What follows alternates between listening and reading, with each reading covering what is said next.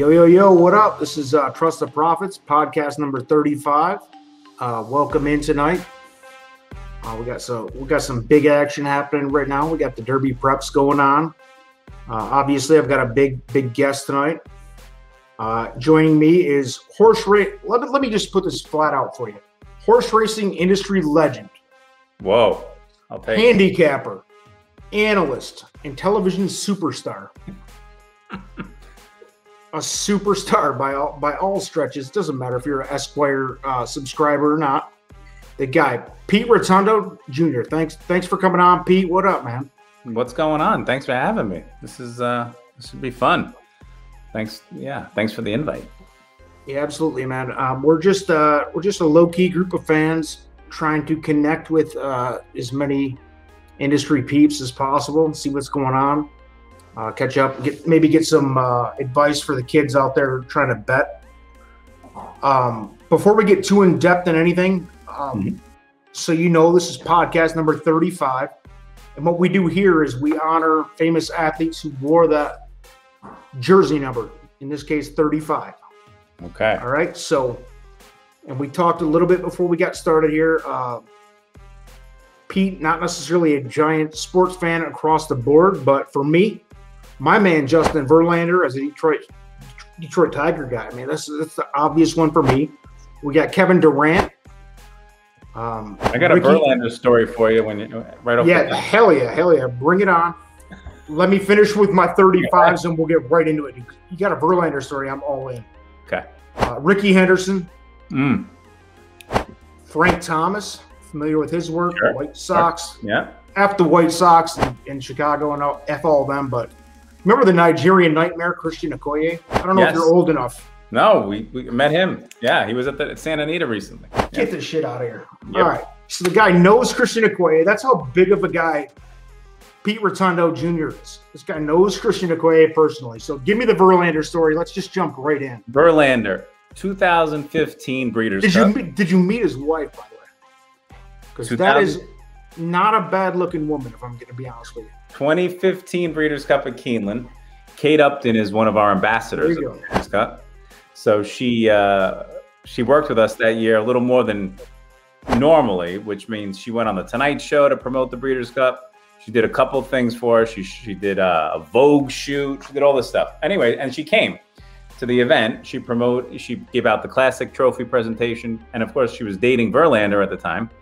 So part of my gig at Breeders' Cup that year was to make sure Kate was taken care of. That's a tough gig. I'm sorry you had to do that, man. Somebody has to do it, right? Unbelievable. So it was part of the gig. And some people got to shovel shit out of a dumpster. Other people got to make sure Kate Upton feels good about herself. Terrible. Exactly. It was rough. It was a rough gig. So it was he was the nicest guy, right? It was the classic. We're in the winner's circle. And again, the Verlander part is they pass the wire. American Pharoah wins. He comes running over and he shows me his tickets. He, of course, the luckiest man. He had the trifecta cold. And if you remember, FNX, I think ran second or third, was like 30-1. It turned into a big number. Come on. Oh yeah, he's high-fiving everyone. Kate Upton and that cold try in the Classic in the winner's circle. Because his $120 million ass needed that, right? Exactly. He was genuinely excited. Like that's the beauty with horse racing. Like I get it, dude. It doesn't matter about the money necessarily. It's the idea that you won, and for him, I'm not sure how much he bets on the races, but he, the guy digging Egg McMuffins out of the dumpster on a Tuesday afternoon could never hit that cold. But JV's gonna do it for you every time. Yeah, it's just the way that's life, man. Yeah, but, it was pretty cool. Incredible, dude. That's my guy, dude. And by the way, as a Tigers fan, that guy has been 90. I'm not gonna guess what year he came in, but 10, 12 years, just an absolute class act to the city in a shitty situation, to be honest with you. He came in, the Tigers were rebuilding, and he was a big part of the rebuild, him and Cabrera, Maglio Ordonez, if you remember him.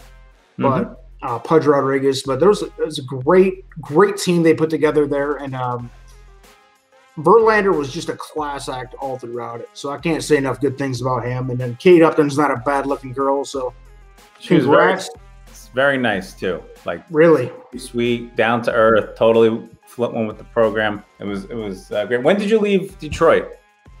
About 6 years ago. I live in Greenville, South Carolina now. Came down for BMW work and, you know, all that's related to that. Unrelated to horse racing, unfortunately, but remain loyal to my you know, hometown teams in Detroit, except for the Lions. I mean, it's hard to be a loyal fan to that, but I know it is. Yeah. So for those watching, I first discovered Pete on HORSEPLAYERS, which was a reality-based TV show. I can't believe this. There's only one race left. And if Peter and Chris win this last race, they're going to win the $100,000. 8 minutes to Arlington. 8 minutes? Okay. Well, let me see here.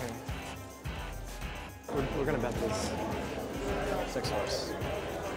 He's got upside.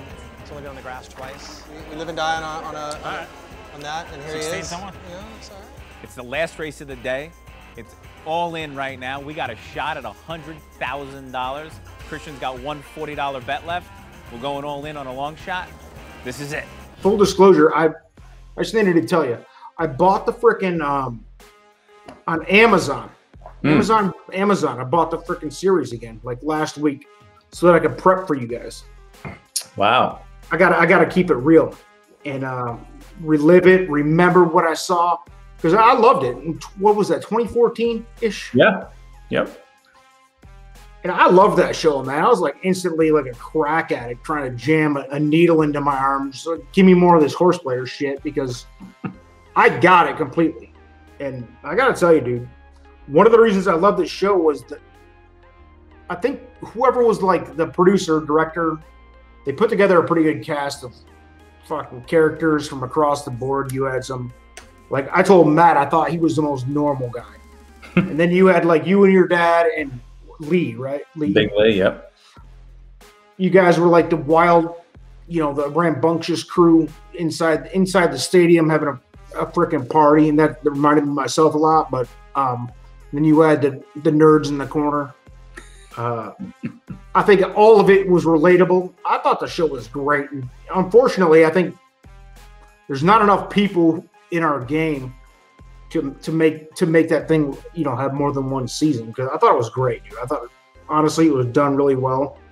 Do you keep in touch with any of the cast from that show? Sure. I mean, Matt, obviously, I work with regularly. You know, he's on my real job at the Breeders' Cup is, you know, I work with NBC behind the scenes, and I put all the races on TV with that. And Matt's been our handicapper since 2015. You know, working with Eddie Olczyk on being the handicapper. Plus, we've done a bunch of other things together. You know, social, you know, hits and stuff like that, and live streams. So Matt, I'm in touch with on a daily basis. You know, Michael Baychak, definitely talk to regularly, see him. We're in good standing. Kevin Cox is good friends with my dad and Lee. They're always catching up, texting, tweeting each other and stuff like that. I see him once in a while. I say hello. Unfortunately, John Conti passed away. I heard that. Yeah, that guy was that guy was like such a character. Yeah, it was entertaining to watch, because we've all seen that guy at the horse track, right? Whether it's John Conti himself or some version of John Conti. Oh, yeah, an absolute, like, there's no doubt at any track, and like I told you, I think before we went on live, there's that guy at every horse track, whether it's harness track. For me, it was a harness track. There was a John Conti at my harness track every time. You walk up there, this guy's going to give you advice. He's got news for you, some breaking news that, you know, this guy can't lose. This guy, you know, whatever it is, he's got his inside track, and you believe it. You believe it. Whether, I don't care how smart you freaking got an Albert Einstein IQ out here. You're gonna believe it because it's coming from the John Conti character. Yep. And that guy was believable for me, and he was likable. And like I said, man, every character on that show, they did a good job with putting characters together that were cool, believable, outlandish. Yeah. But I enjoyed the show a lot, dude. I think it was underrated again. But how many people actually care about horse racing? I mean, that's the struggle we have, right?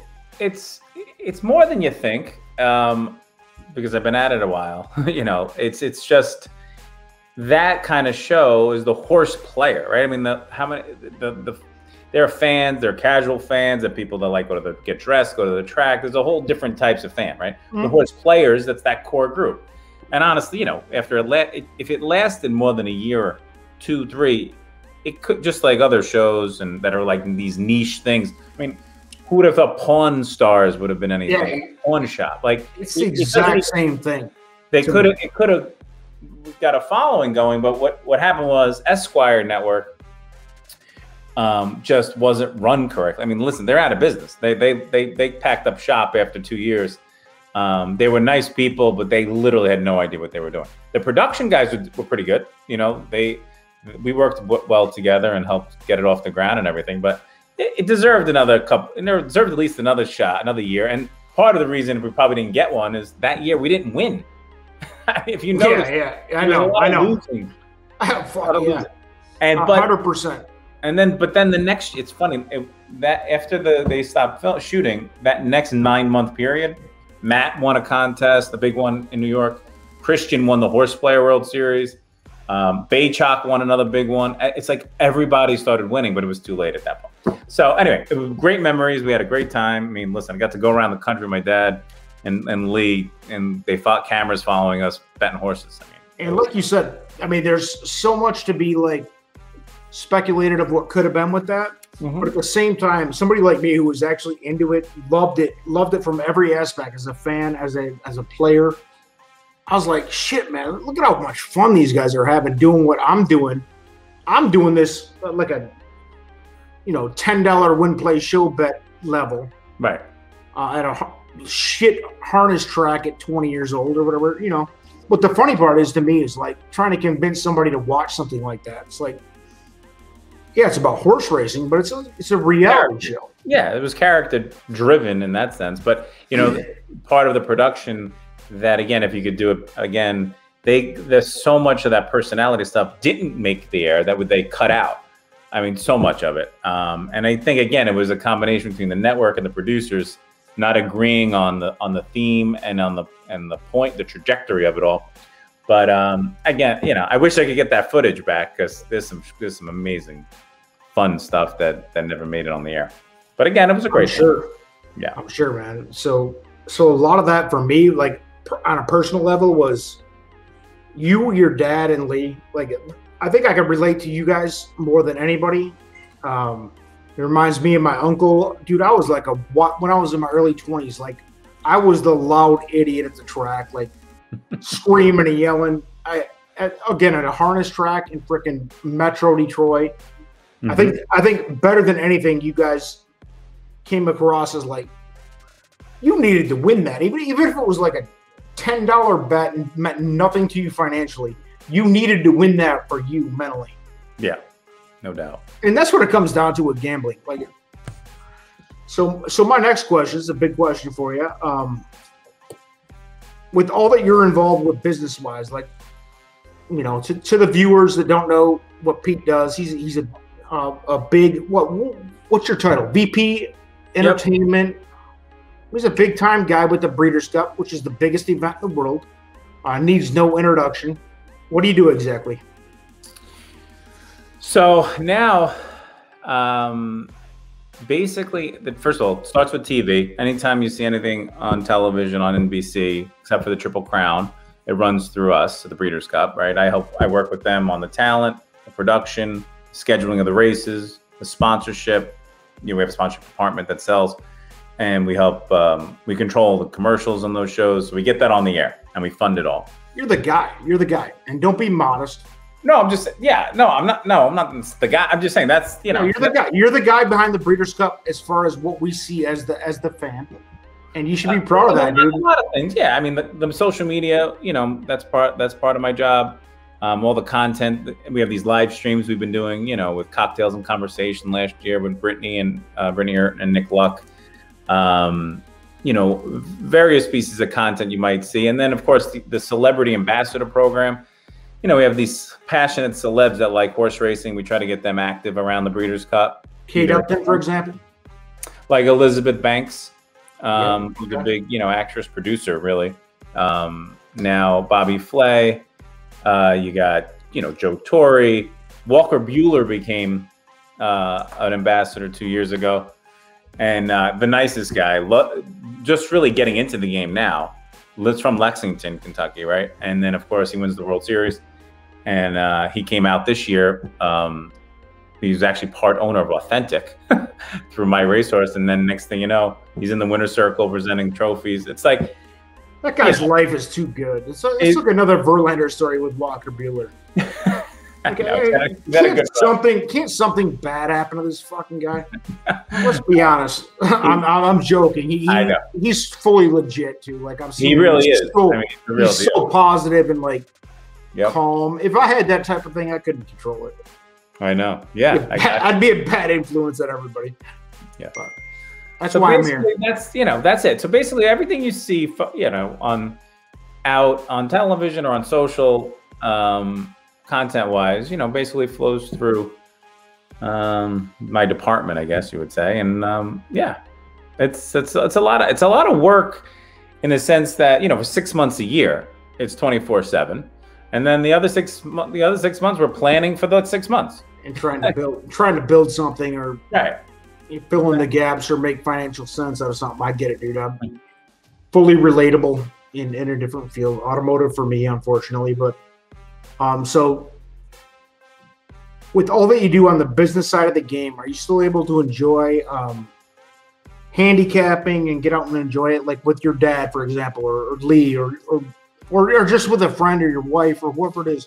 Can you still get out and enjoy the game?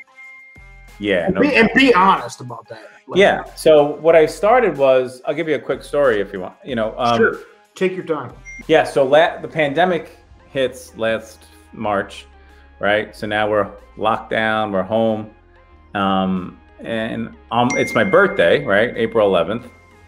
And there, you know, on Facebook, where you could, if you're on Facebook, you could do a charity where you could like say, all right, I'm going to raise money for whatever. And, you know, and then there's like a poll goes up and people can put money in. I said, what I'm going to do is I'm going to create what I call a distraction fund, distraction fund, right? Action. And you send me, Venmo me or PayPal me, whoever wants to get involved. Half the money is going to go to charity.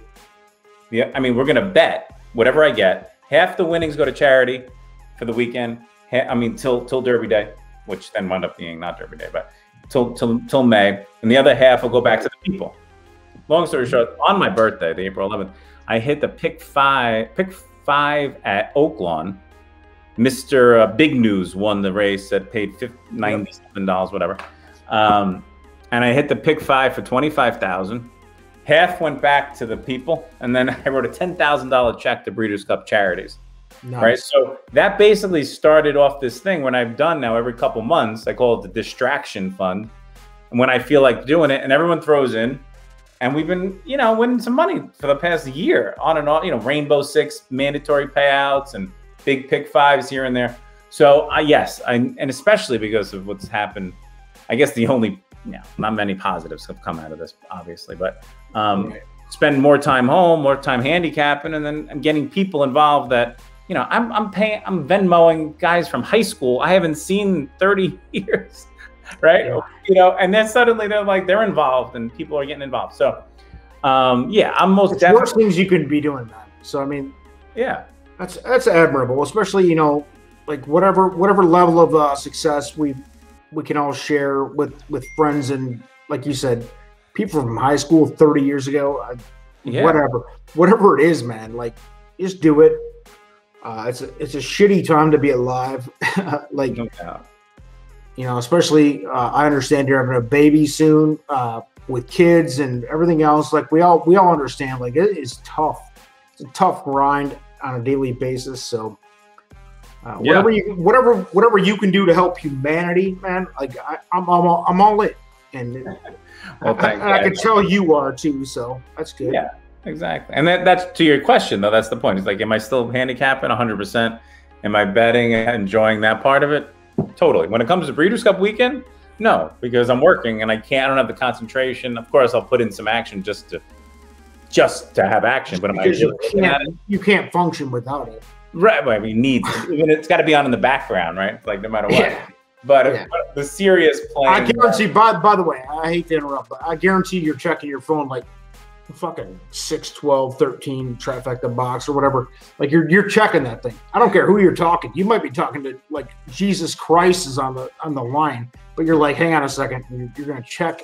You're gonna check that try box for you. The funny part is, so this year I'm in the team. Well, most years I am, but a couple of years when we have things in LA with performances and stuff, I'm not. But this year I'm in the TV truck with NBC. So basically NBC, and I have to make sure, again, all of our sponsored stuff gets in. If anything goes wrong, I'm the connection to the track, make sure everything's going along. So during the Breeders' Cup 2 days, I'm sitting next to the graphics guy, next to the producer, the director. So I basically in a kind of a calm environment with the computer and the show. So, bottom line is that the classic with Authentic, yeah, I was yelling down the stretch in the truck, which is not exactly something they like you to do. This guy's got just 20 notifications. I'm trying to shut it off. This is the problem. Hold on. Give me. I want to leave it up. I want to hear who's notifying it. Come on, give us the insight. Oh, it's so funny. So I got Baychok out of nowhere text me. He goes, he made my grandmother's meatballs. So my late Grammy, has a famous meatball recipe. This is actually happening while we're talking about horse players. I know. Michael Baychok, we got to tag him in the video here. So literally, Baychok texting me about my Grammy's meatballs. You can't make it up. He's an interesting character too, man. That's he's a great. Is he? Yeah, he's so cool. And you realize, so the crazy part about him is, before Horse Players, it was, well, actually, they mic'd us up one year at the NHC, this production company, to do a sizzle reel. And I had qualified, so I had, picked a spot to sit. And Baychok, who I didn't know, said, "Can I sit with you guys?" And again, no one knows. Some people know who we were because we're around the track for 100 years. But because you guys are the biggest, according to the Horse Players show, you are me of where you were, which is in New York, somewhere, Aqueduct, wherever it was, the loudest MFers in the room, which congrats for that, because that's who we were. I can completely relate. So you guys were the guys like screaming in the corner, and then you got 20 people crowding around you figuring out who you are. Apollyon's made every yard. Apollyon English Council. Miles tapped the dream. Jack and John now being ridden with the whip. Burntree was sixth into the stretch. Three quarters in 1:13 and 2. This long-time leader. Tap the dream, English Council, Miles. Then Jack and John. Burntree is well beaten. Here comes English Council.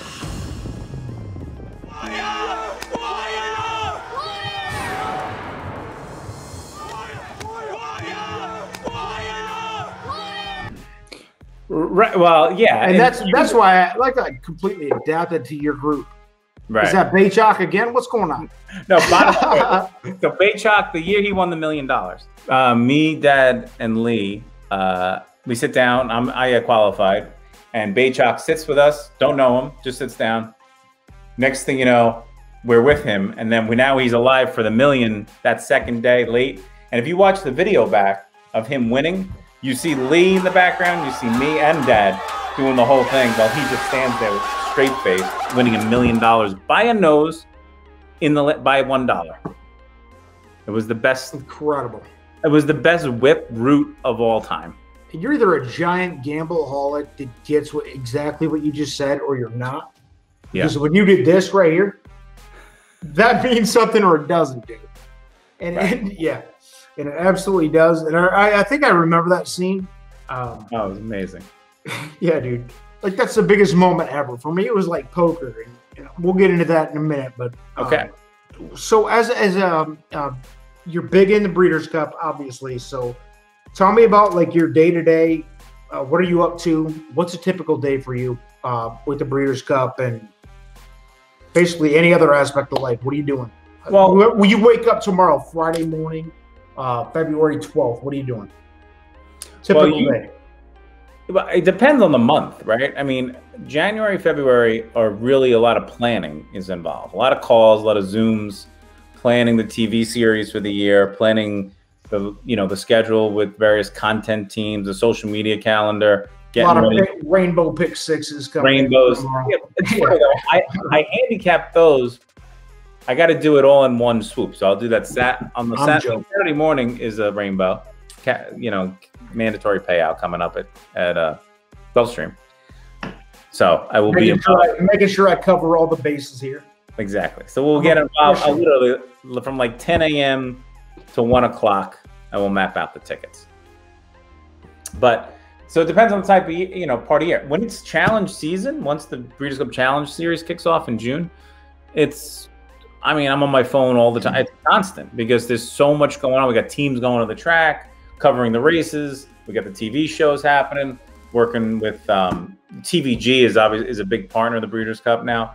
After I think last year was the first year after many years not as partners. So we do a bunch of stuff with them. So it's like nonstop. So basically, this is more of the quiet time, prepping and preparing for the rest of the year. This is how we captured the great one to get involved with the interviewers, to get involved in February, because we understand October, November is impossible.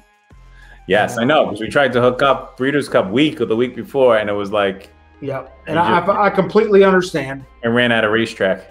It's kind of like trying to get with me at the end of the year for automotive industry, like that's your busy changing out tools and all that shit. Yeah.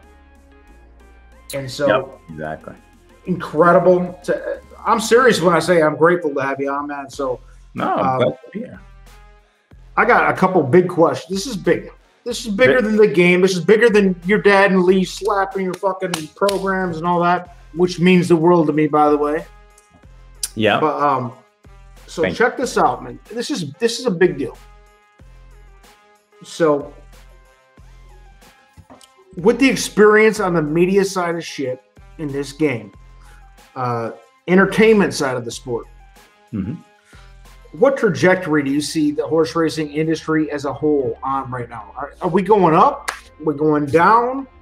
Are we struggling to find our place? What are we doing? Because for me, dude, I'm 40 years old. I'm over 40. I won't get into the details of that, but I can tell you, like, for me, it feels pretty positive, but you read the negative shit that you read on social media if you pay attention, just like you can in anything.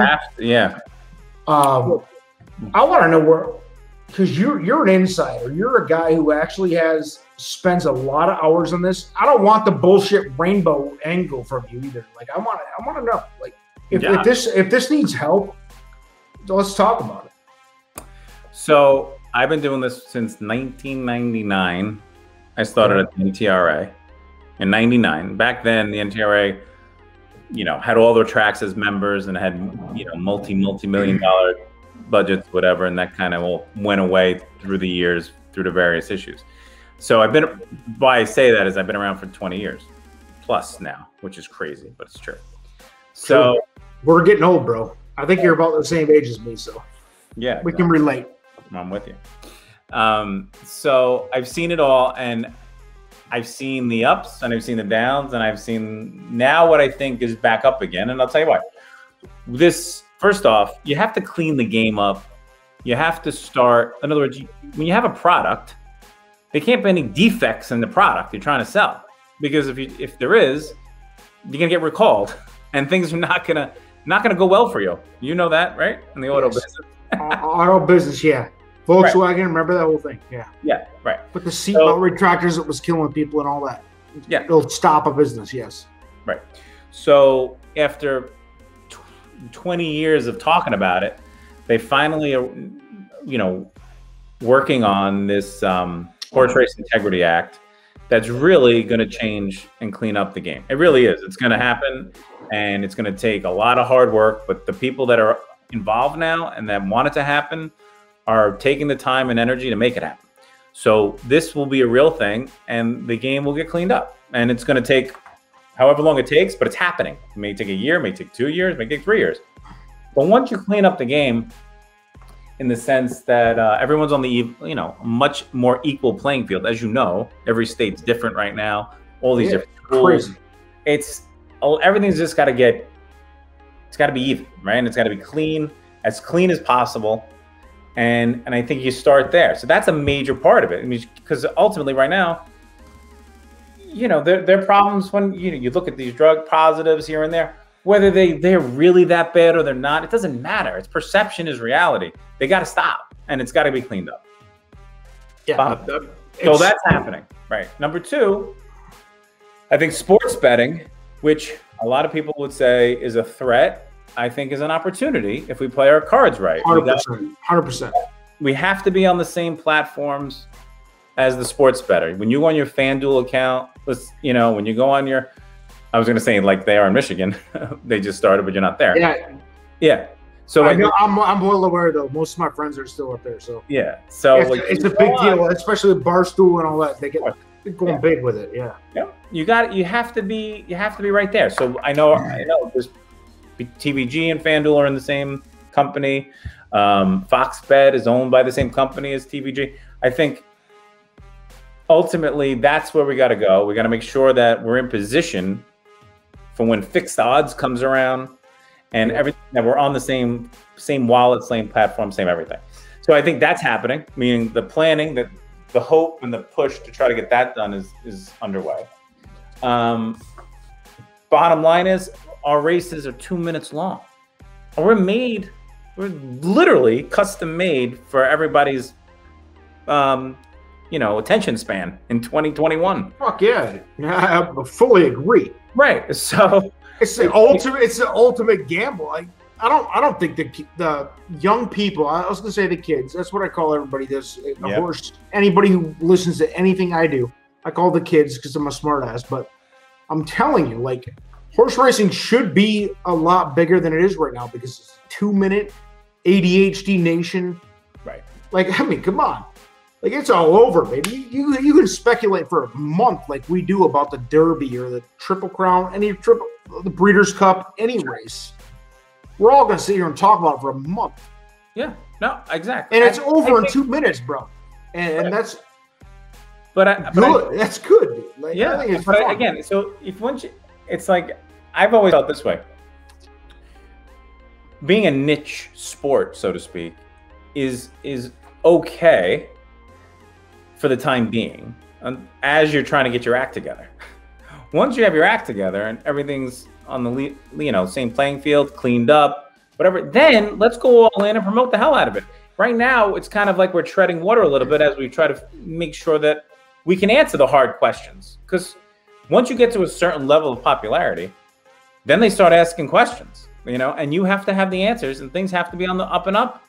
They have to be, or you're gonna get smashed. Shit on. Go ahead. Right. So let's clean it up. We are, and I think we got some good people now trying to move the needle forward.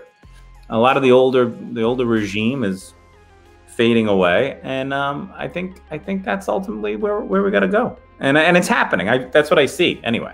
I agree, and I'm going to say what I think you're trying to say, because I don't, obviously I can say whatever I want. I have no affiliation with anybody. You have a job, and you have people supporting you, and I respect that. But I think what you're trying to say, and you can correct me if I'm saying this wrong, is that how do I say this without sounding bad? Because I think it can easily be projected as bad. Maybe in the early 2000s, you can remember the poker boom. Mm-hmm. A huge poker boom. Like, I mean, poker was something that your dad and Lee Davis, for example, played in the corner with my dad and, Joe Smith's uncle in the corner of a bar and, played Dollar Annie or whatever. And then in 2000, I think 3, there was a guy named Chris Moneymaker, if you remember this. Sure.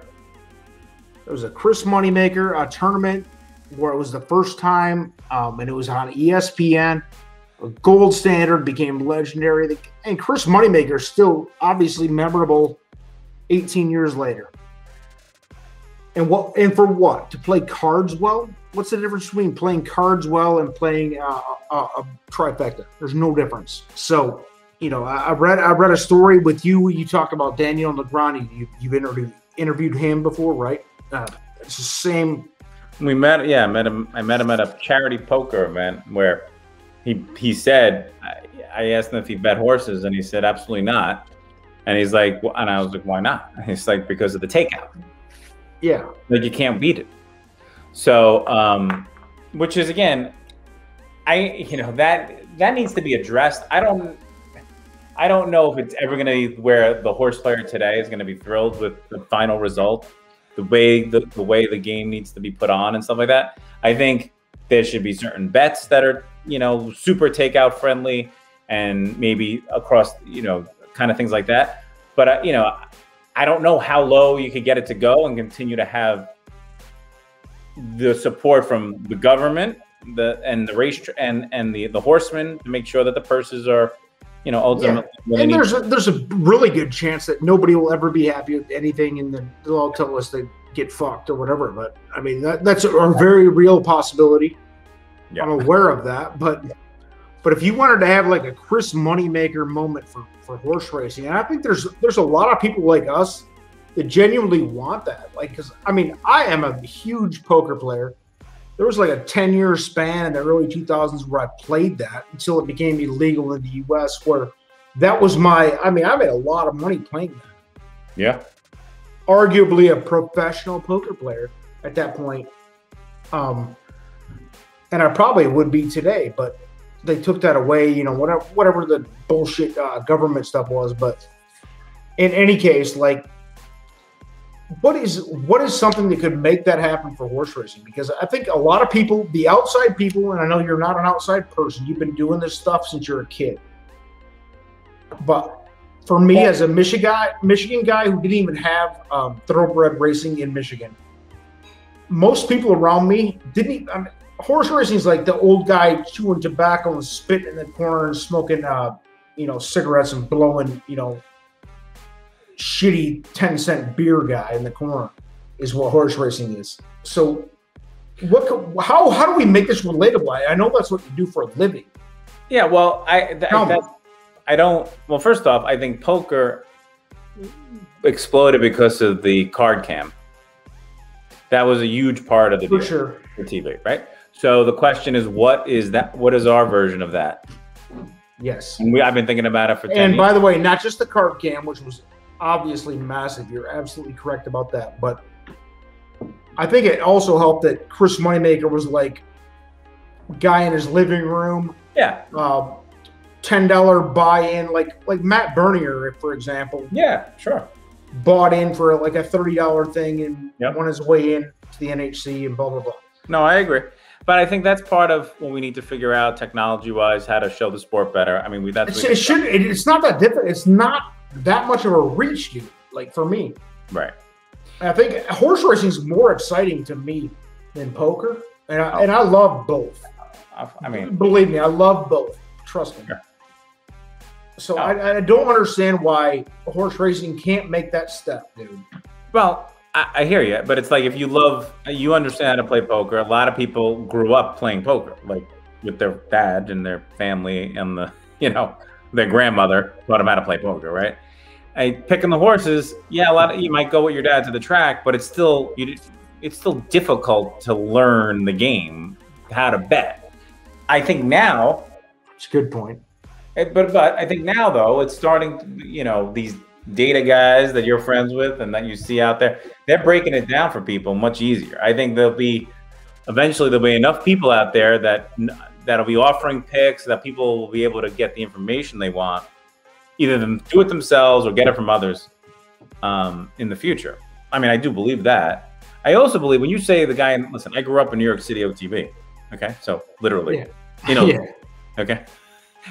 I used to go when I was a kid and then I go with my dad on the weekends, and then I'd be with my mom during the week, and walk by the OTB because let's say it was next to the shoe store or whatever, and the old men would scream my name and ask me to come over and pick them a winner, and my mother would be like, "What the hell?" So that didn't go over too well with my. I can't imagine why. No, yeah, exactly.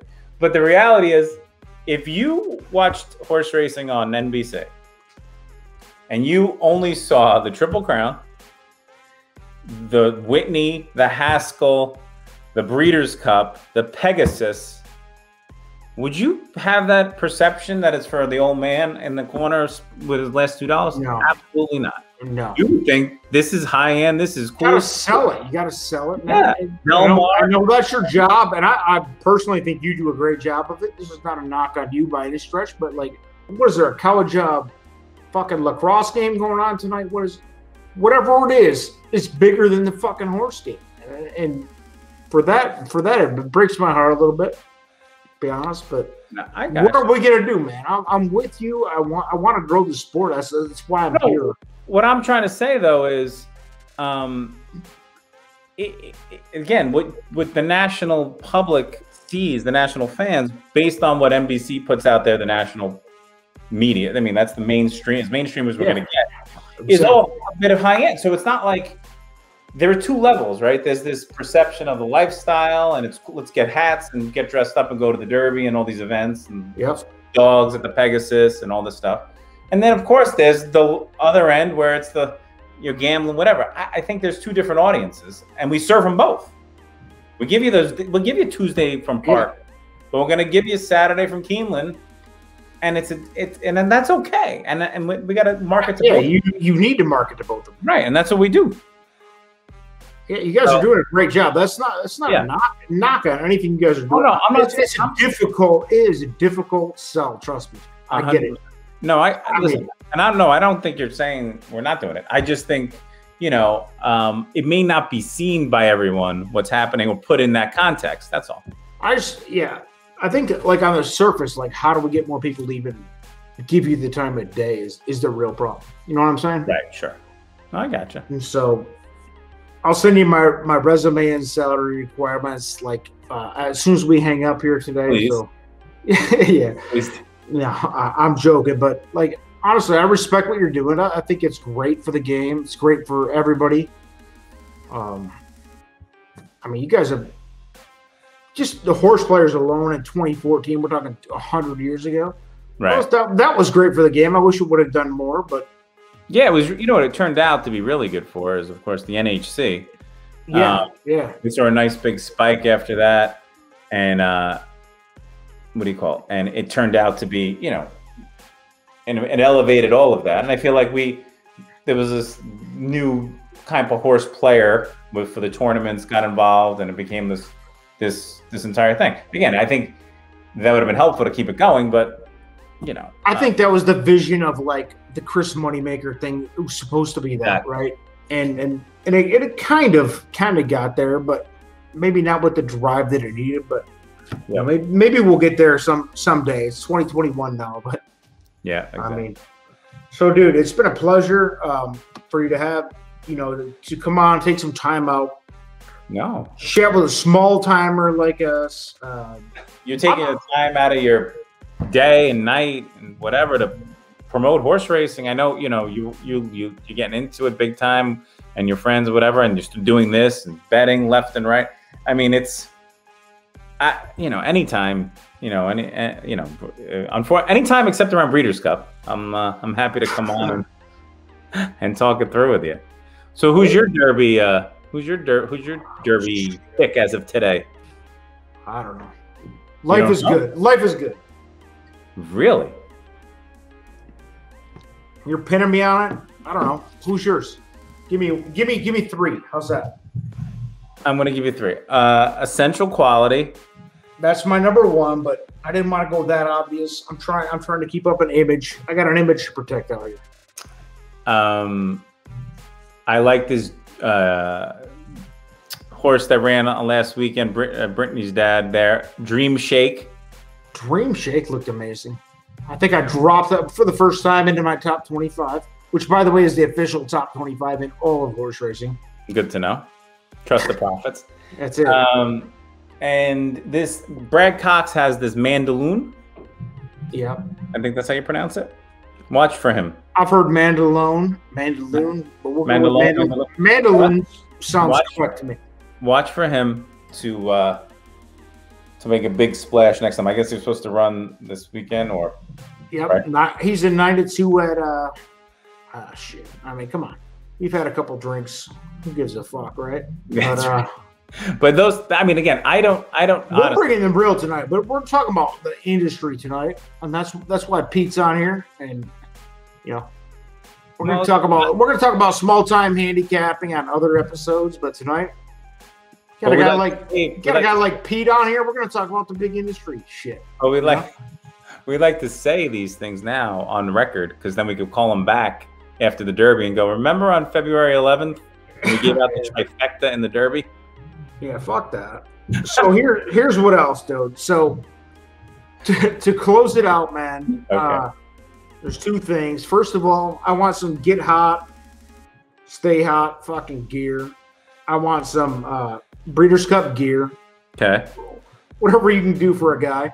All right. I'm poor. I'm a fat kid. You know, I want some gear. You want to get some swagged up? I want to get swagged up. I want to look good. Well, go to breederscupshop.com and tell me what you like. All right, got some discount codes for me. We'll talk about that later. But I mean, a guy like me, we got a few viewers, not a lot, but you should have Dad and Lee on the show. Absolutely, please tell them about it. They would love to do it. Believe me. Invite them on. Tell them, you know, at least show them the link. Oh yeah, of course I will. So I love that, dude. I'll be honest. That was the big attraction was that you guys are real people. Thank you. Yeah, no, definitely no acting going on. Anything else you want to promote going into this February 11th season? I know there's not a lot going on for you, but nothing right now. No, I think we're good right now. We're just we're nothing yet. I mean, back when the spring, after the spring's over, when it's our season starts in June. We'll come back on and we'll talk about what's going on for the summer. Anything else? That's about it. I think I'm good. Thank you for everything. Thanks for coming on, Pete. Appreciate it. Peace.